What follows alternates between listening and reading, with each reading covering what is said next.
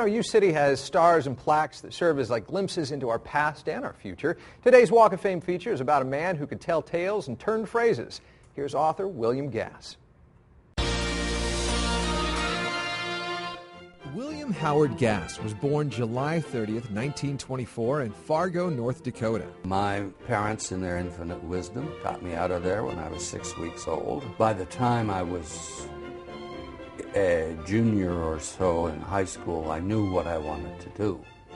I wanted to be a writer, but I also knew I would never get paid for it. So Gass enrolled at Wesleyan College, but a 3-year tour during World War II sidelined his schooling. After the war, he earned a degree in philosophy from Kenyon College and later his Ph.D. from Cornell. I can really say at least I taught philosophy for a long time, and I obeyed the physician's rule. Do no harm. But he did do some writing outside of his teaching, publishing short stories and essays and gaining a reputation for having a way with words. I usually have 2-3 projects going at once, so that when I get blocked or bored or tired or whatever, by one I jump to the other, and it feels like, gee, what a lucky thing I could go over here. Gass taught at Purdue for 16 years before coming to Washington University in 1969, where he soon became best of friends with author Stanley Elkin. Stanley was an incredible person, and miss him every day. We lived on his stories. I don't have a life. I have Stanley stories.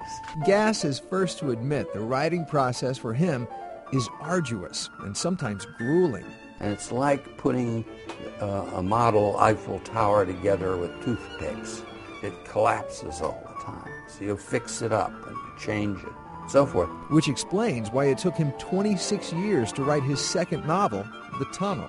Everybody wishes I was still writing back when I published my first book.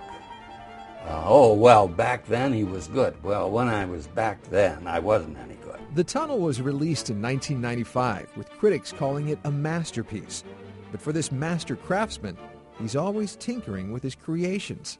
So the writing process is simply a few lines get written, and then I sit there and try to fix them. And create a work of art, one word at a time, for future generations to discover.